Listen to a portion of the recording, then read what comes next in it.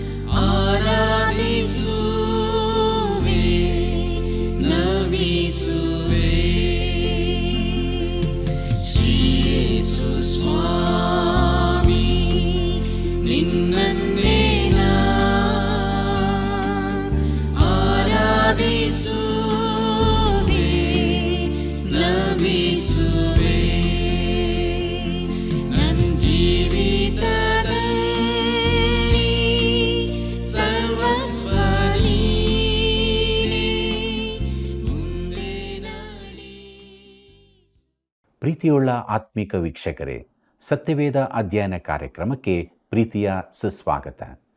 ಅಧಿಕಾರ ಸ್ಥಾನಮಾನಕ್ಕಾಗಿ ಒಬ್ಬ ವ್ಯಕ್ತಿ ಏನು ಬೇಕಾದರೂ ಮಾಡಲು ಸಿದ್ಧನಾಗಿರುತ್ತಾನೆ. ಇಂತಹ ಒಬ್ಬ ರಾಣಿಯ ಬಗ್ಗೆಯೂ ಇಸ್ರಾಯೇಲ್ಯರಲ್ಲಿ ಭಕ್ತಿ ಸಂಜೀವನವನ್ನು ಉಂಟು ಮಾಡಿದ ಅರಸನ ಬಗ್ಗೆಯೂ ತಿಳಿದುಕೊಳ್ಳಲಿರುವೆವು. ಆದುದರಿಂದ ದೇವರಾತ್ಮನ ಬಲದೊಂದಿಗೆ ಇಂದಿನ ಅಧ್ಯಯನವನ್ನು ಪ್ರಾರಂಭಿಸೋಣ. ಕಾರ್ಯಕ್ರಮ ವೀಕ್ಷಿಸಿದ ನಂತರ ಕರೆ ಮಾಡಲು ಮರೆಯಬೇಡಿರಿ. ಕರ್ತನಲ್ಲಿ ಪ್ರೀತಿಯುಳ್ಳ ಸಹೋದರ ಸಹೋದರಿಯರೇ, ನೀವು ನನ್ನನ್ನು ಬಿಟ್ಟು ಏನೂ ಮಾಡಲಾರಿರಿ ಎಂಬುದಾಗಿ ಹೇಳಿದಂಥ ನಮ್ಮ ರಕ್ಷಕನಾದ ಯೇಸು ಕ್ರಿಸ್ತನ ಅತೀ ಪರಿಶುದ್ಧವುಳ್ಳ ನಾಮದಲ್ಲಿ ನಿಮ್ಮೆಲ್ಲರಿಗೂ ನನ್ನ ಹೃದಯಪೂರ್ವಕವಾದ ಪ್ರೀತಿಯ ವಂದನೆಗಳು. ದೇವರ ವಾಕ್ಯ ಅಧ್ಯಯನದಲ್ಲಿ ನಾವು ದಿನೇ ದಿನೇ ಬಲ ಹೊಂದುತ್ತಿರುವುದಕ್ಕಾಗಿ ದೇವರಿಗೆ ಸ್ತೋತ್ರವನ್ನು ಸಲ್ಲಿಸೋಣ. ಪ್ರಿಯರೇ, ನಮ್ಮ ಅಧ್ಯಯನದಲ್ಲಿ ಮುಂದೆ ಸಾಗುವ ಹಾಗೆ ಇಂದು ನಾವು ಅಹಜ್ಯನ ದುಷ್ಟ ಆಳ್ವಿಕೆ ಎಂಬ ವಿಚಾರವನ್ನು ಧ್ಯಾನಿಸೋಣ. 2ನೇ ಪೂರ್ವಕಾಲ ವೃತ್ತಾಂತ 22ನೇ ಅಧ್ಯಾಯ 1ನೇ ವಚನ ಹೀಗೆ ಹೇಳುತ್ತದೆ: ಯೆರೂಸಲೇಮಿನವರು ಯೆಹೋರಾಮನಿಗೆ ಬದಲಾಗಿ ಅವನ ಕಿರಿಯ ಮಗನಾದ ಅಹಜ್ಯನನ್ನು ಅರಸನನ್ನಾಗಿ ಮಾಡಿದರು. ಅರಬಿಯರೊಡನೆ ಯೆಹೋರಾಮನ ಪಾಳೆಯಕ್ಕೆ ಬಂದ ಕೊಳ್ಳೆಗಾರರು ಅವನ ಹಿರಿಯ ಮಕ್ಕಳನ್ನೆಲ್ಲ ಕೊಂದುಬಿಟ್ಟಿದ್ದರು. ಆದುದರಿಂದ ಯೆಹೂದದ ಅರಸನಾದ ಯೆಹೋರಾಮನ ಮಗ ಅಹಜ್ಯನು ಅರಸನಾದನು ಎಂಬುದಾಗಿ. ಪ್ರಿಯರೇ, ಹೆಸರುಗಳು ಸ್ವಲ್ಪ ಗಲಿಬಿಲಿ ಹುಟ್ಟಿಸುತ್ತದೆ. ಯಾಕಂದರೆ ಕೆಲವೊಮ್ಮೆ ಒಂದೇ ವ್ಯಕ್ತಿಗೆ ಬೇರೆ ಬೇರೆ ಹೆಸರುಗಳು ಉಪಯೋಗವಾಗಿರುತ್ತದೆ. ಇಲ್ಲಿಯೂ ನಾವು ಅದನ್ನೇ ನೋಡುತ್ತೇವೆ.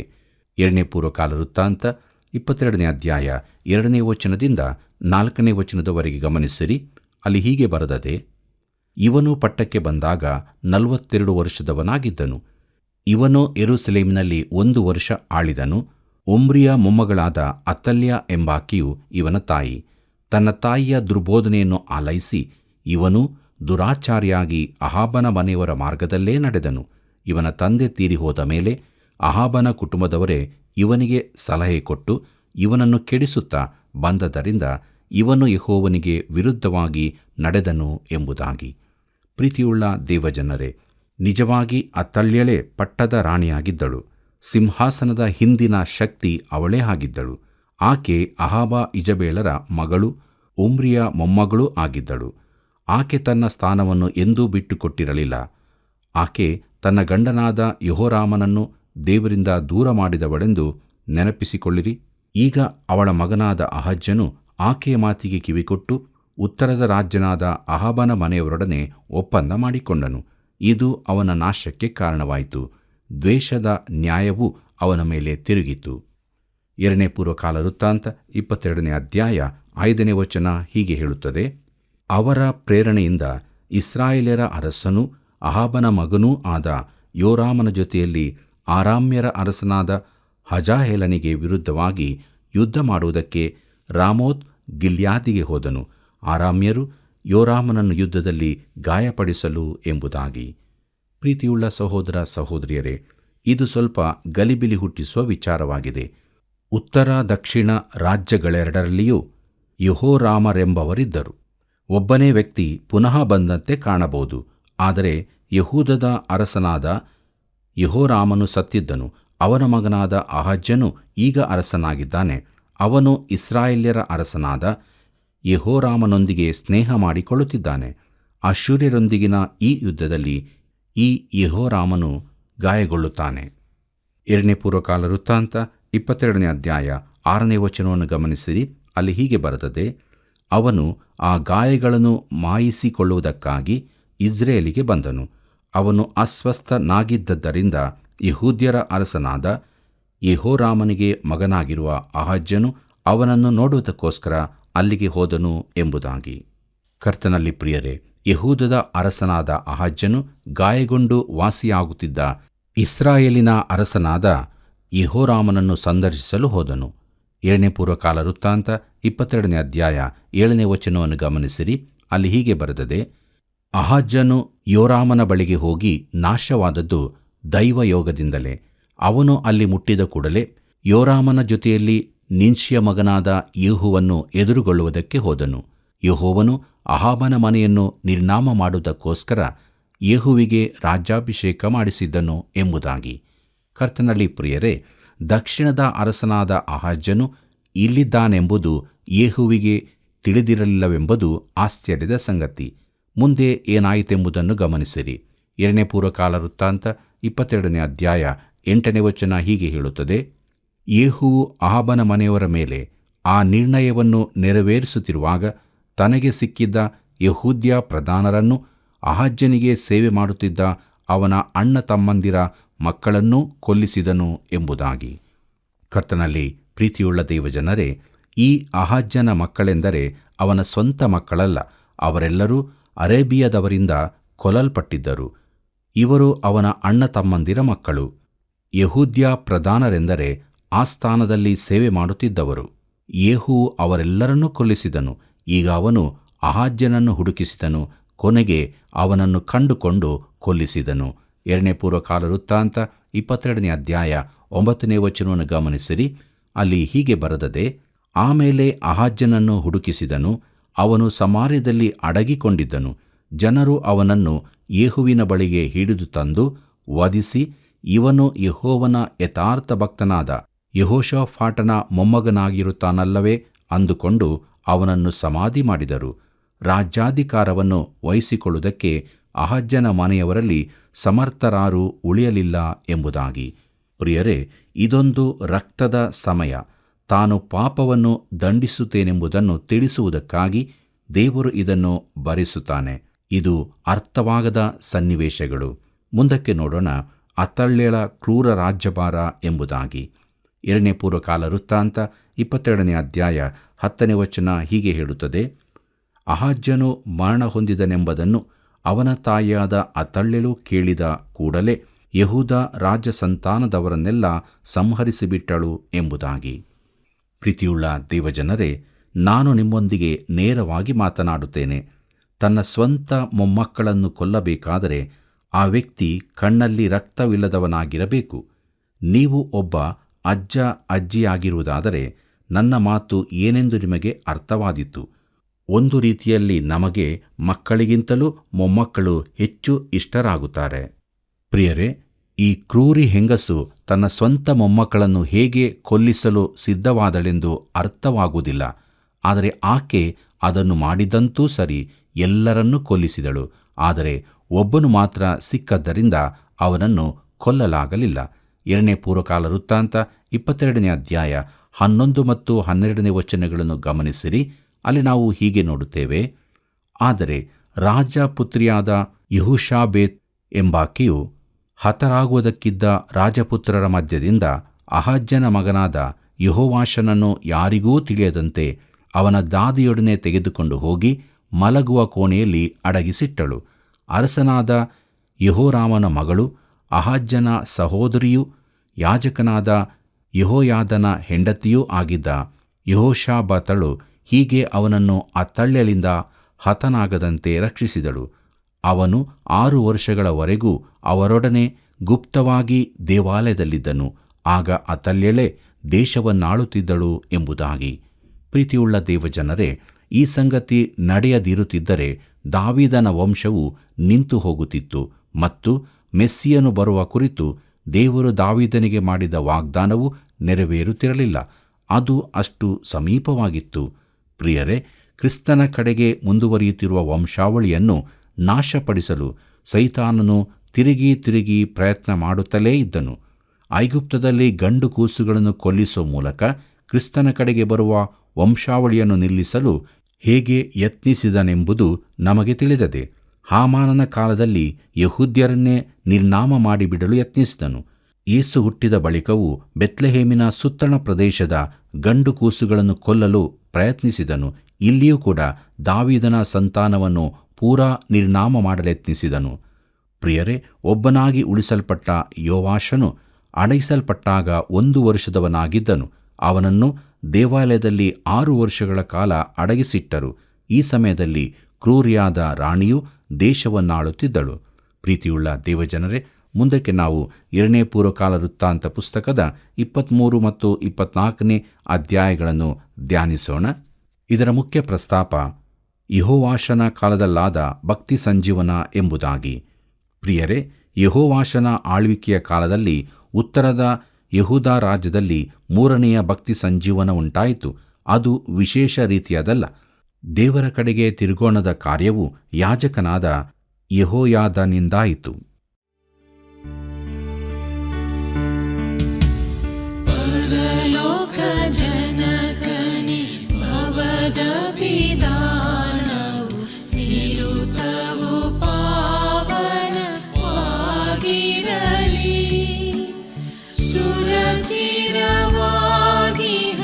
ನಿನ್ನಯ ರಾಜ್ಯವು ಧರೆಯಲಿ ನೆಲೆಸಲಿ ಸ್ಥಿರವಾಗಿ.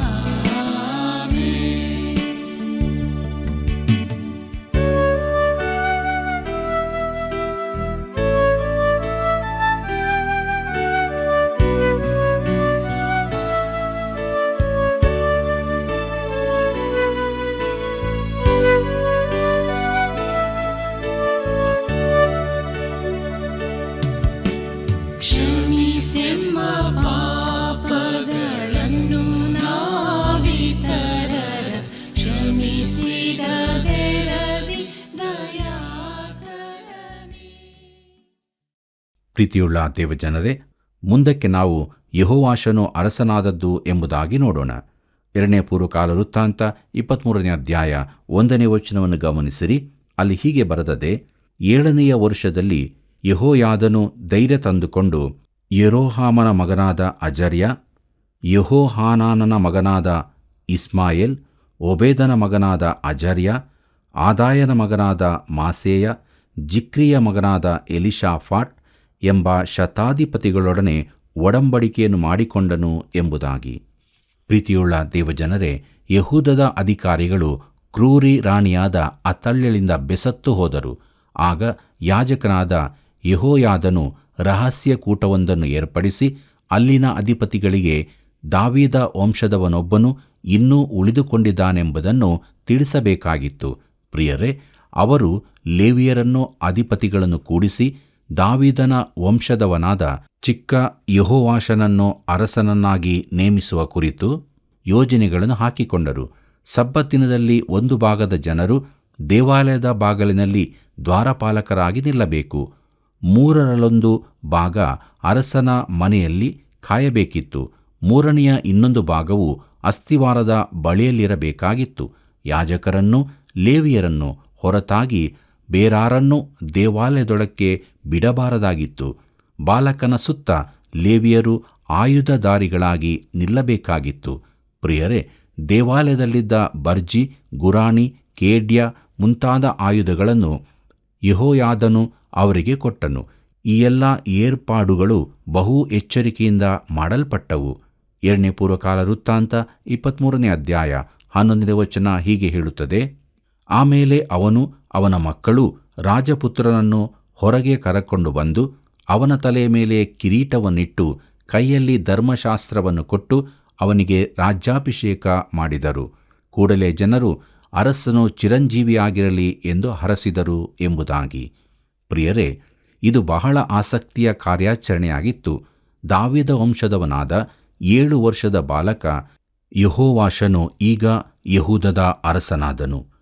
ಅತಲ್ಯಳನ್ನು ವಧಿಸಿದ್ದು ಎಂಬ ವಿಚಾರವನ್ನು ನೋಡೋಣ. ಪ್ರಿಯರೇ, ತಾನು ರಾಜ ಸಂತಾನದವರನ್ನೆಲ್ಲ ನಿರ್ಮೂಲ ಮಾಡಿದ್ದೇನೆಂದು ಅತಲ್ಯಳು ತಿಳಿದುಕೊಂಡಿದ್ದಳು. ಇಂಥ ಕ್ರೂರ ಕೃತ್ಯವನ್ನು ಆಕೆ ಯಾಕೆ ಮಾಡಿದಳು? ಆಕೆಗೆ ಅಧಿಕಾರ ದಾಹವಿತ್ತು. ತಾನು ರಾಣಿಯಾಗಿರಬೇಕೆಂದು ಬಯಸಿದಳು. ಪ್ರಿಯರೇ, ಅಧಿಕಾರಕ್ಕೋಸ್ಕರ ಕೆಲವು ಜನರು ಏನು ಬೇಕಾದರೂ ಮಾಡಲು ಸಿದ್ಧರಿರುತ್ತಾರೆ. ಈ ರೀತಿಯ ಮನೋಭಾವ ಅನೇಕ ವ್ಯಕ್ತಿಗಳಲ್ಲೂ ಗುಂಪುಗಳಲ್ಲೂ ಇರುತ್ತದೆ. ಪ್ರಸಂಗಿಗಳು, ಸಭಾಸೇವಕರು, ರಾಜಕೀಯ ವ್ಯಕ್ತಿಗಳೂ ಇಂಥವರಿರುತ್ತಾರೆ. ಅಧಿಕಾರ ಪಡೆಯುವುದಕ್ಕಾಗಿ ಅವರು ಯಾವ ಮಟ್ಟಕ್ಕೆ ಇಳಿಯಲು ಸಿದ್ಧರಿರುತ್ತಾರೆ. ಅವರು ಈ ರಾಣಿಯಂತಿದ್ದಾರೆ. ಪ್ರೀತಿಯುಳ್ಳ ದೇವಜನರೇ, ಮುಂದಕ್ಕೆ ನೋಡೋಣ. 2 ಪೂರ್ವಕಾಲ ವೃತ್ತಾಂತ 23ನೇ ಅಧ್ಯಾಯ 13ನೇ ವಚನವನ್ನು. ಅಲ್ಲಿ ಹೀಗೆ ಬರೆದದೆ: ಅಲ್ಲಿ ಅರಸನು ಬಾಗಲಿನ ಬಳಿಯಲ್ಲಿರುವ ರಾಜಸ್ತಂಭದ ಹತ್ತಿರ ನಿಂತಿದ್ದನು. ಅಧಿಪತಿಗಳು, ತುತ್ತೂರಿಗಳನ್ನು ಊದುವವರು ಅರಸನ ಹತ್ತಿರ ಇದ್ದರು. ಸಾಧಾರಣ ಜನರೆಲ್ಲರೂ ಸಂತೋಷದಿಂದ ಕೊಂಬೂದುತ್ತಿದ್ದರು. ಗಾಯಕರು ವಾದ್ಯಗಳನ್ನು ಬಾರಿಸುತ್ತಾ ಜನರ ಕೀರ್ತನೆಗಳನ್ನು ನುಡಿಸುತ್ತಿದ್ದರು. ಇದನ್ನು ಕಂಡ ಕೂಡಲೇ ಆಕೆಯು ಬಟ್ಟೆಗಳನ್ನು ಹರಿದುಕೊಂಡು ದ್ರೋಹ, ದ್ರೋಹ ಎಂದು ಕೂಗಿದಳು ಎಂಬುದಾಗಿ. ಪ್ರೀತಿಯುಳ್ಳ ದೇವಜನರೇ, ಆಕೆಯ ದೃಷ್ಟಿಯಲ್ಲಿ ಅದು ಬಹುದೊಡ್ಡ ರಾಜದ್ರೋಹವಾಗಿತ್ತು. 2 ಪೂರ್ವಕಾಲ ವೃತ್ತಾಂತ 23ನೇ ಅಧ್ಯಾಯ 14 ಮತ್ತು 15ನೇ ವಚನಗಳನ್ನು ಗಮನಿಸಿರಿ. ಅಲ್ಲಿ ಹೀಗೆ ಬರೆದದೆ: ಆಗ ಯಾಜಕನಾದ ಯೆಹೋಯಾದನು ಸೇನಾನಿಗಳಾದ ಶತಾಧಿಪತಿಗಳನ್ನು ಹೊರಗೆ ಕರೆದುಕೊಂಡು ಹೋಗಿ ಅವರಿಗೆ, ಈಕೆಯನ್ನು ಯೆಹೋವನ ಆಲಯದಲ್ಲಿ ಕೊಲ್ಲಬೇಡಿರಿ. 2 ಸಾಲು ಸಿಪಾಯಿಗಳು ಈಕೆಯನ್ನು ನಡುವೆ ಸಾಗಿಸಿಕೊಂಡು ಹೊರಗೆ ತಳ್ಳಲಿ ಮತ್ತು ಈಕೆಯನ್ನು ಹಿಂಬಾಲಿಸುವಂಥವರನ್ನು ಕತ್ತಿಯಿಂದ ಕೊಲ್ಲಿರಿ ಎಂದು ಆಜ್ಞಾಪಿಸಿದನು. ಅವರು ಆಕೆಯನ್ನು ಹಿಡಿದು ಅರಮನೆಗೆ ಹೋಗುವ ಕುದುರೆ ಬಾಗಿಲಿನ ತನಕ ಒಯ್ದು ಅಲ್ಲಿ ಕೊಂದರು ಎಂಬುದಾಗಿ. ಪ್ರೀತಿಯುಳ್ಳ ದೇವಜನರೇ, ಅತಲ್ಯಳ ಮರಣ ಹೇಗಿತ್ತು ನೋಡಿರಿ. ದುಷ್ಟರಿಗೆ ಪ್ರತಿದಂಡನೆ ಉಂಟೆಂಬುದನ್ನು ನಾವು ಇದರಲ್ಲಿ ಕಂಡುಕೊಳ್ಳಬಹುದು. ಮುಂದಕ್ಕೆ ನಾವು ನೋಡೋಣ ಯೆಹೋಯಾದನ ಮುಖಾಂತರ ಭಕ್ತಿ ಸಂಜೀವನ ಎಂಬುದಾಗಿ. ಪ್ರಿಯರೇ, ಯೆಹೋವಾಷನು ಇನ್ನೂ 7 ವರ್ಷದ ಬಾಲಕನಾಗಿದ್ದನು. ಯೆಹೋಯಾದನು ಅವನ ರಾಜ ಪ್ರತಿನಿಧಿಯಾಗಿದ್ದನು. ಈ ಬಾಲಕನು ಪ್ರಾಯಕ್ಕೆ ಬರುವವರೆಗೆ ಯೆಹೋಯಾದನು ಎಲ್ಲಾ ತೀರ್ಮಾನಗಳನ್ನು ಕೈಕೊಳ್ಳುತ್ತಿದ್ದನು. ಯೆಹೋಯಾದನು ದೇವರ ಯಾಜಕನಾಗಿದ್ದು ಜನರನ್ನು ತಿರುಗಿ ಯೆಹೋವನ ಆರಾಧನೆಯ ಕಡೆಗೆ ನಡೆಸಿದನು. 2 ಪೂರ್ವಕಾಲ ವೃತ್ತಾಂತ 23 ಅಧ್ಯಾಯ 16 ವಚನ ಹೀಗೆ ಹೇಳುತ್ತದೆ. ಆ ನಂತರ ಯೆಹೋಯಾದನು ಎಲ್ಲಾ ಜನರನ್ನೂ ಅರಸನನ್ನೂ ಪ್ರೇರಿಸಿ ತಾವೆಲ್ಲರೂ ಯೆಹೋವನ ಪ್ರಜೆಗಳಾಗಿರುವೆವೆಂದು ಅವರೊಡನೆ ಪ್ರಮಾಣ ಮಾಡಿದರು ಎಂಬುದಾಗಿ. ಕರ್ತನಲ್ಲಿ ಪ್ರಿಯರೇ, ಯೆಹೋವಾಷನು ಬಾಳನ ಪೂಜಾಸ್ಥಳಗಳನ್ನು ಕೆಡವಿಸಿ ಬಾಳನ ಪ್ರವಾದಿಗಳನ್ನು ಕೊಲ್ಲಿಸಿದನು. ಪೂರ್ಣಾಂಗ ಯಜ್ಞಗಳಿಗಾಗಿ ಲೇವಿಯರನ್ನೂ ಯಾಜಕರನ್ನೂ ನೇಮಿಸಿ ಯೆಹೋವನ ಆರಾಧನೆಯನ್ನು ಪುನಃ ಸ್ಥಾಪಿಸಿದರು. ದಾವೀದನು ನೇಮಕ ಮಾಡಿದಂತೆ ಗಾಯನ ಭಜನೆಗಳನ್ನೂ ಪ್ರಾರಂಭಿಸಿದನು. ದೇವಾಲಯದೊಳಕ್ಕೆ ಅಶುದ್ಧವಾದದ್ದೇನೂ ಪ್ರವೇಶಿಸದಂತೆ ದ್ವಾರಪಾಲಕರು ಕಾಯುತ್ತಿದ್ದರು. 2 ಪೂರ್ವಕಾಲ ವೃತ್ತಾಂತ 23 ಅಧ್ಯಾಯ 21 ವಚನವನ್ನು ಗಮನಿಸಿರಿ. ಅಲ್ಲಿ ಹೀಗೆ ಬರೆದದೆ, ದೇಶದವರೆಲ್ಲರೂ ಬಹಳವಾಗಿ ಸಂತೋಷಪಟ್ಟರು, ಪಟ್ಟಣವು ಶಾಂತವಾಯಿತು, ಆ ತಳ್ಳಿಲನ್ನು ಕತ್ತಿಯಿಂದ ಸಂಹರಿಸಿದರು ಎಂಬುದಾಗಿ.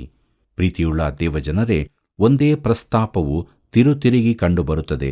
ಪಾಪವು ಯಾವಾಗಲೂ ಸಂಕಟ, ತೊಂದರೆ, ಹೃದಯಬೇನೆ, ಕರ್ತನ ಶಿಕ್ಷೆಯನ್ನೇ ತರುವಂಥದ್ದಾಗಿದೆ. ಭಕ್ತಿ ಸಂಜೀವನವು ದೇಶದಲ್ಲಿ ಶಾಂತಿ ಸಮಾಧಾನಗಳನ್ನು ಪುನಃ ಸ್ಥಾಪಿಸುತ್ತದೆ. ಪ್ರೀತಿಯುಳ್ಳ ದೇವಜನರೇ, ಮುಂದಕ್ಕೆ ಯೆಹೋವಾಷನ ಆಳ್ವಿಕೆಯ ಬಗ್ಗೆ ನೋಡೋಣ. 2 ಪೂರ್ವಕಾಲ ವೃತ್ತಾಂತ 24 ಅಧ್ಯಾಯ 1 ವಚನವನ್ನು ಗಮನಿಸಿರಿ. ಅಲ್ಲಿ ಹೀಗೆ ನೋಡುತ್ತೇವೆ. ಯೆಹೋವಾಷನು ಅರಸನಾದಾಗ 7 ವರ್ಷದವನಾಗಿದ್ದನು. ಅವನು ಯೆರೂಸಲೇಮಿನಲ್ಲಿ 40 ವರ್ಷ ಆಳಿದನು. ಬೆರ್ಷೆಬದವಳಾದ ಚಿಬ್ಯಳು ಅವನ ತಾಯಿ ಎಂಬುದಾಗಿ. ಪ್ರೀತಿಯುಳ್ಳ ದೇವಜನರೇ, ಈ ಬಾಲಕನ ಆಳ್ವಿಕೆಯ ಆರಂಭದ ವರ್ಷಗಳಲ್ಲಿ ಅವನಿಗೆ ಮಾರ್ಗದರ್ಶನ ನೀಡಿ ನಡೆಸಿದವನು ಯಾಜಕನಾದ ಯೆಹೋಯಾದನೇ. ಆದರೂ ಅವನ ತಾಯಿಯ ಹೆಸರು ಕೊಡಲ್ಪಟ್ಟಿದೆ. ಆಕೆ ಒಳ್ಳೆಯ ತಾಯಿಯಾಗಿದ್ದಿರಬಹುದು. ದೇಶದಲ್ಲಿ ಜನರು ದೇವರ ಕಡೆಗೆ ತಿರುಗಿಕೊಳ್ಳುವುದಕ್ಕೆ ಆಕೆಯೂ ಒಪ್ಪಿಸಿರಬಹುದು. ಆಕೆಯ ಮನೆ ಬೇರ್ಷೆಬದಲ್ಲಿತ್ತು. 2 ಪೂರ್ವಕಾಲ ವೃತ್ತಾಂತ 24 ಅಧ್ಯಾಯ 2 ಮತ್ತು 3 ವಚನಗಳನ್ನು ಗಮನಿಸಿರಿ. ಅಲ್ಲಿ ನಾವು ಹೀಗೆ ನೋಡುತ್ತೇವೆ. ಅವನು ಯಾಜಕನಾದ ಯೆಹೋಯಾದನ ಜೀವಮಾನದಲ್ಲೆಲ್ಲ ಯೆಹೋವನ ಚಿತ್ತಾನುಸಾರವಾಗಿ ನಡೆದುಕೊಳ್ಳುತ್ತಿದ್ದನು. ಯೆಹೋಯಾದನು ಅವನಿಗೆ 2 ಕನ್ಯೆಯರನ್ನು ಮದುವೆ ಮಾಡಿಕೊಟ್ಟನು. ಅವನು ಗಂಡು ಹೆಣ್ಣು ಮಕ್ಕಳನ್ನು ಪಡೆದನು ಎಂಬುದಾಗಿ. ಪ್ರೀತಿಯುಳ್ಳ ಸಹೋದರ ಸಹೋದರಿಯರೇ, ಯೆಹೋಯಾದನ ಮಾರ್ಗದರ್ಶನದಲ್ಲಿ ಯೆಹೋವಾಷನು ಒಳ್ಳೆಯದನ್ನೇ ಮಾಡಿದನು. ಅವನು 2 ಪತ್ನಿಯರನ್ನು ಮಾಡಿಕೊಂಡನೆಂಬ ವಿಚಿತ್ರ ಹೇಳಿಕೆ ಇದೆ. ಇದರ ಅರ್ಥ 2 ಪತ್ನಿಯರಿರುವುದು ಸರಿಯಾದದ್ದೋ? ಇಲ್ಲ, ಅದು ಸರಿಯಾದದ್ದಲ್ಲ. ದೇವರು ಅದನ್ನು ಒಪ್ಪಿಕೊಂಡನೆಂದು ಬರೆದಿಲ್ಲ. ಅವನು ಮಾಡಿದ ಕಾರ್ಯ ದಾಖಲೆಯಾಗಿದೆ ಅಷ್ಟೇ. ಆ ದಿನಗಳ ಪರಿಸ್ಥಿತಿಯನ್ನು ಗಮನಿಸಿದರೆ 2 ಪತ್ನಿಯರೆಂದರೆ ದೊಡ್ಡ ಸಂಖ್ಯೆಯಲ್ಲ. ಅರಸನಾದವನಿಗೆ ಇದು ಅಲ್ಪವಾದದ್ದು. 2 ಪೂರ್ವಕಾಲ ವೃತ್ತಾಂತ 24 ಅಧ್ಯಾಯ 4 ವಚನ ಹೀಗೆ ಹೇಳುತ್ತದೆ.